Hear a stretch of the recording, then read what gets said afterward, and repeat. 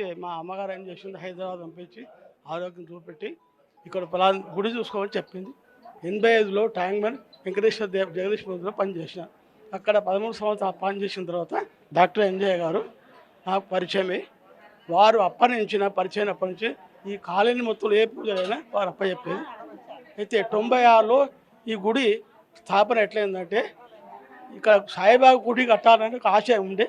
అయితే ఆయన భారీ ప్రాపర్ ఒంగోలులో డాక్టర్ పనిచేసి, అయితే అక్కడ పనిచేసిన తర్వాత రాజశేఖర్ ఉండే ముఖ్యమంత్రి. ఆయన చేసిన ఇక్కడ ఉంటే కాదు, హైదరాబాద్లో నీకు అన్ని విషయాల సౌకర్యాలు చేస్తాను చెప్పగానే ఆయన వచ్చి ఆ రాజశేఖర్ అప్పుడు 5 సంవత్సరాలు ప్రతిష్ట అయిన తర్వాత నువ్వు మంచిగా పనిచేసిన సాయిబాబా గుడిలో వారి యొక్క ఆశయం బాగుంది కనుక నీకు టీటీడీ దేవంలో చైర్మన్ ప్రతిష్టాన్ని ఇప్పించింది ఆయన ముఖ్యమంత్రి. ఆయన అక్కడ వండుకుంటా అక్కడి నుంచి ఇక్కడ ఆరతేంటంలో చూసండి అందరు భక్తులను చూసే ఉంటున్నారు. ఆ కొన్ని రోజుల తర్వాత ఆయనకు కూడా కొన్ని రోజులు ఏమైందంటే ఆరోగ్యం బాగాలేక అమెరికా పోయాడు. అమెరికా కూడా చూసుకొని మళ్ళీ టీటీడీలో ఉండి అక్కడి నుంచి ప్రతిరోజు భక్తులను చూసుకుంటా ఈ యొక్క పూజను చూసుకుంటా చేశాను. ఇట్లా ఉంటుండగా కొన్ని రోజులు నేను ఇక్కడ 31 సంవత్సరాలు పనిచేసాను. ఆయన చేసిన తర్వాత ఈ మధ్యన ఆరోగ్యం బాగాలేక ఆ ఇబ్బందితో ప్రతి బేస్టారం వస్తుంది. చాలా మంచిగా ఈ గుడికి వచ్చిన వాళ్ళందరూ వాడు ఏ పని అయినా చక్కగా అవుతుంది. మనసు నాకు ఒకటి ఏంటంటే, ఇక్కడ రాకపోతే వెంకటగిరి రాకపోతే నేను 10 ఏళ్ళు రాలేదు. రాకపోతే ఆయన ఏమన్నా అంటే, నీకు పైసలే కావన్నా నా దర్శనానికి రోజు రావా అని కలలు చెప్పి అప్పటి నుంచి 15 రోజులు ఇంట్లో అటు ఇటు కథలు కూడా చేసింది. అప్పుడు మళ్ళీ ఇక్కడ వచ్చి దాన్ని పెడితే చాలా సుఖంగా ఉన్నాయి. ఓం సాయిరామ్. నా పేరు హైందవి. మేము ఇక్కడ 25 ఇయర్స్ నుంచి ఉంటున్నాం హైదరాబాద్లో దగ్గరలోనే.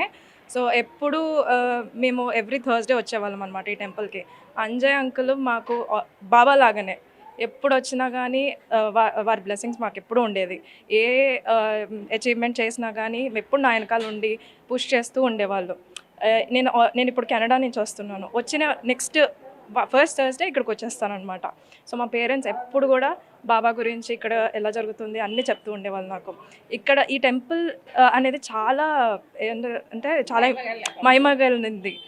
ఎప్పుడు కూడా మేము ఇక్కడికి వచ్చినా కానీ మాకు అదొక మిరాకిల్ లాగా అనిపిస్తుంది. ఇక్కడికి బయటకు వెళ్ళిన తర్వాత మాకు ఏదో ఒక మిరాకిల్ జరుగుతుంటాయి అనమాట.